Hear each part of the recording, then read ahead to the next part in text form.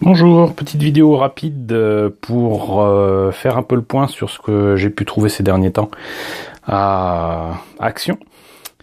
Pas grand chose en fait, mais ça a son importance. Figurez-vous que j'ai eu la surprise de voir d'autres collections, une autre collection de Micro Machines. Ça se voit pas là parce que je l'ai coupé, j'ai dû rechercher sur le net ce qu'il en était. Contrairement aux dernières séries que j'ai vues là-bas, qui étaient je crois 5 et 6 ou un truc dans le genre, là c'est la série 3. Et j'ai trouvé ça assez intéressant. Alors pourquoi je vous montre ça aussi avec le X-Wing, c'est que j'en ai pas racheté, mais il y en a encore toujours autant. Mais j'en profite pour... je profiterai de tout cela pour vous parler de Revell tout à l'heure. Mais quoi qu'il en soit, donc pour cette collection-ci, qui est donc la collection 3 des Micro Machines Star Wars par Hasbro, comme vous voyez sur... l'image, il y a quand même donc a priori Jedi Starfighter, le skiff de Jabba, un taille du First Order.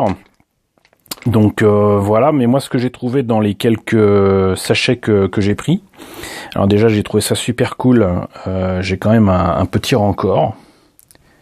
Voilà, je vais essayer de faire un focus dessus.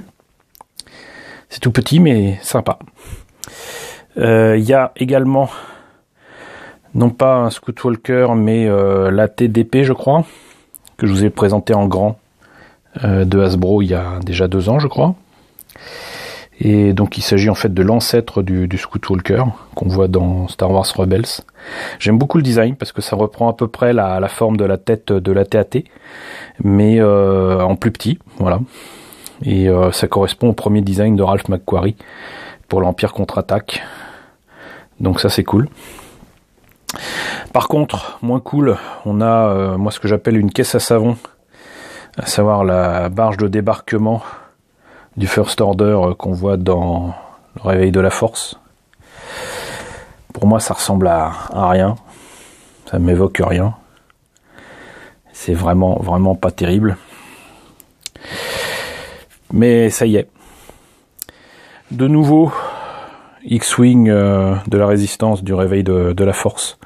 Alors du coup, je sais plus si j'ai ceux qui ont les ailes ouvertes ou fermées. Enfin bon, a priori, il y a quelques variantes. Un TIE Interceptor, oups, qui a toujours le même défaut que la plupart des vaisseaux de ce type-là, à savoir que les ailes sont déformées. Mais si on a le courage et la détermination nécessaires pour les remettre correctement, ça peut servir dans certains dioramas. Ça pourrait être un petit peu déformé aussi, mais là il y a le B-Wing, et je trouve que c'est parfait aussi éventuellement pour l'un de mes projets de l'attaque de la seconde étoile noire de la lune d'Endor. Et enfin, le véhicule de Jabba. Et j'aime bien, mais c'est juste dommage que, entre guillemets, il soit si petit. Mais il est sympa. Donc voilà, ça c'était pour les micro-machines trouvables actuellement à Action. Il y a peut-être d'autres séries qui sont disponibles dans votre magasin près de chez vous. Il y a beaucoup de magasins qu'on verra un peu partout. Donc checkez un peu tout ça. Et sinon donc pour le X-Wing, rappelez que donc il est là-bas à 7 €, que le TIE Fighter en jouet d'Hasbro que je vous ai présenté il y a quelques temps, je le trouvais déjà pas cher, mais il est passé encore moins cher que ça. Il est passé de 12 à 7 €. Donc ça serait vraiment dommage que vous passiez à côté vu la taille du truc. Franchement c'est moins cher aussi qu'une figurine au prix normal dans un magasin. Donc voilà.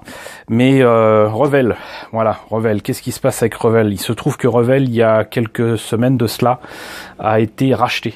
Je sais pas si c'était une OPA offensive ou quoi, je connais rien à la finance, mais apparemment donc une société a racheté Revell.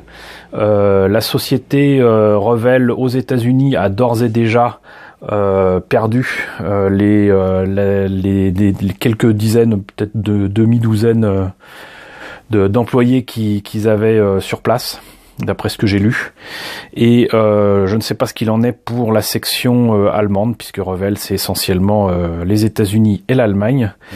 Et donc qu'est-ce que ça implique? Ça implique que déjà il y a des maquettes qui ont été distribuées là autour du film Solo Donc je dis pas qu'il faut se jeter dessus, mais faut pas s'attendre à ce qu'il y ait du réassortiment de sitôt. Ça veut dire aussi que le vieux stock, comme on a pu le voir de toute façon ces derniers temps, que ce soit à la Foire Fouille, que ce soit à Nose, que ce soit à Action ou ailleurs, très clairement Revell de toute façon cherchait à se débarrasser de ses stocks. Mais si vous avez l'occasion de tomber sur certains kits à petit prix, encore une fois, je ne vois pas pourquoi vous en priveriez. Je répète que 7 €, c'est quand même pratiquement 3 fois moins cher que le prix normal, voire 4 fois moins cher que le prix normal pour ce X-Wing.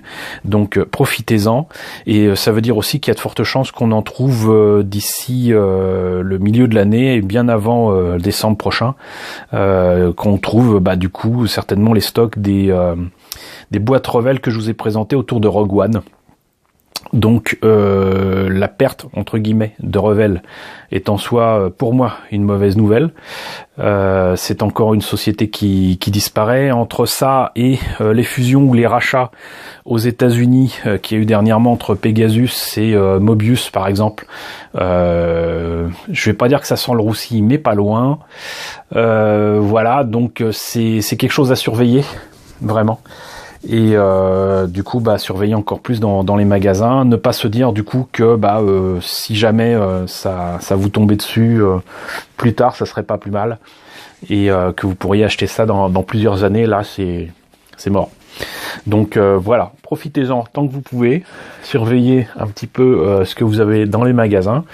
On sait jamais, il pourrait y avoir de bonnes surprises en tout cas pour nous les clients.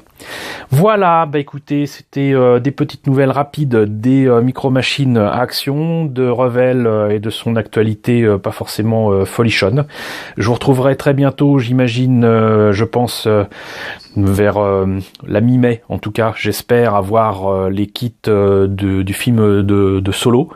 J'ai fait réserver les maquettes en question chez mes amis d'Euromaquette. Donc les 3 maquettes qui étaient prévues chez Revell, je les aurai, ça c'est sûr.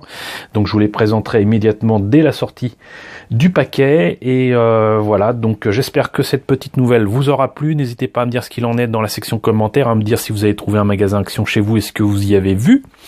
N'hésitez pas à liker, n'hésitez pas à partager, n'hésitez pas à vous abonner si ce n'est pas déjà le cas. Merci à tous les nouveaux abonnés de nous avoir retrouvés sur cette vidéo, sur cette chaîne. J'espère que ça vous plaît, et pour tous les habitués, j'espère que ça continue à vous plaire. À très bientôt pour, j'espère, de bonnes affaires et de bonnes nouvelles, un petit peu plus de bonnes nouvelles autour de Revell et des maquettes dans une prochaine vidéo.